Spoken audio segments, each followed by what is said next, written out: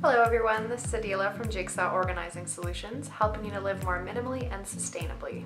I wanted to talk today about minimalism in general, just because I find a lot of people have sort of preconceived notions of what they think it means, and I find my definition of what minimalism often differs from what other people think.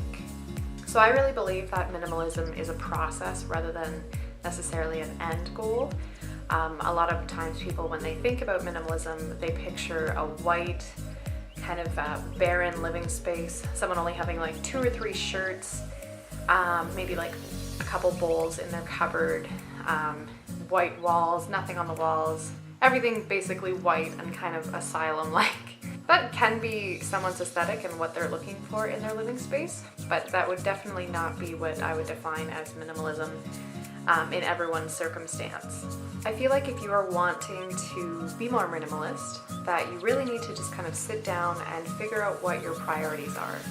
If you're someone who loves books, then you're going to you're going to have quite a few books, I'm sure, but you want to actually only keep ones that you really enjoyed reading or that you would recommend to friends and kind of have your own little library going on, and not keep and hold on to books that you didn't enjoy reading. If you're a makeup artist, for instance, you're going to want to obviously have a pretty good variety of makeup, more so than myself personally, because I don't wear makeup at all. But you're obviously going to only want to keep ones that are aligning with your beliefs and your standards. So maybe you only want to have vegan and cruelty-free makeups, or ones that are non-toxic, made of the most natural sources possible with the least amount of chemicals and least amount of ingredients in general. Or maybe you're going to home make your own makeup. So basically you just want to sit down, figure out what your priorities are, what are standards that you want to have in basically your entire life, and have your living space reflect that. Everyone is completely unique and has their own goals in how they want to live their life and what they want their living space to be. And of course, everyone's living spaces are going to look different because of that. And I feel like we really need to just separate the idea that minimalism means not owning anything, and instead make it about how minimalism makes you realize what you cherish and care for and love and want to hold on to, and what you want your quality of life to be like, and that their living space reflects that. Something that I find happens a lot with people who are trying to be more minimalist is that they will get sort of bogged down and they will compare themselves to other minimalists and who are at their ultimate goal of having basically nothing in their living space, and they'll feel like they are failing because they aren't at their level. But like I was mentioning earlier, everyone's experience is completely unique, everyone's goals are completely unique, and everyone's personality is completely unique too. And so we shouldn't feel like we're supposed to be fitting into this cookie cutter mold of what minimalism is. Basically, the main thing about minimalism for me is just not buying a lot of things. If I do want to purchase items, I will try to get items that are used or from thrift stores, because I feel like it really just kind of supports a more circular economy instead of a linear one where things just end up in the landfill. And to me, that is something that is very important to me. I really try to reduce my waste as much as possible. So thrifting is a big part of my life. If there's things that I can't find at thrift stores, I will get them new, but I really try to do my research to figure out if that company or that product aligns with my values. Yeah, people just really need to stop buying things just to buy things, just to own them. They need to stop going shopping as a form of retail therapy. And I think a big part of that is to look at advertisements more critically, because so many advertisements out there, they really hit home with a lot of people because they use like fear and shame as sort of tactics to scare people into buying stuff. And it can really mess with someone. And then nowadays too, if you say look up, I don't know, like a coffee table online, then suddenly on Instagram you're going to be getting, Wayfair ads for different coffee tables, or Canadian Tire or whatever. You're going to keep getting advertisements for a coffee table just because you've looked at it, maybe even just once. So it can be very, very creepy and manipulative, and it basically almost forces people into buying things because they keep getting reminded of them.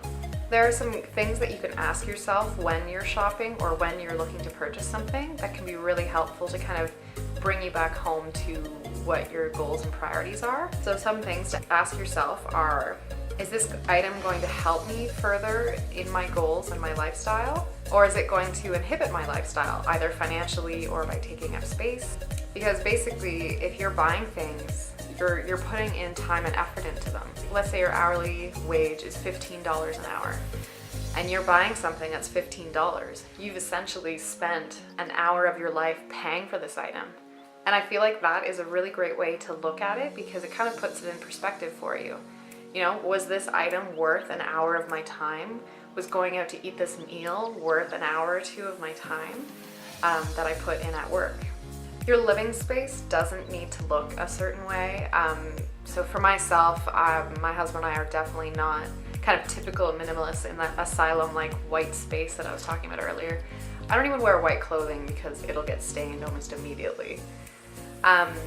So our home, we have lots of plants, we have lots of artwork on the walls, we like lots of color and almost for it to look like an art gallery, and that just makes us feel really comfortable in our space, and it feels like home.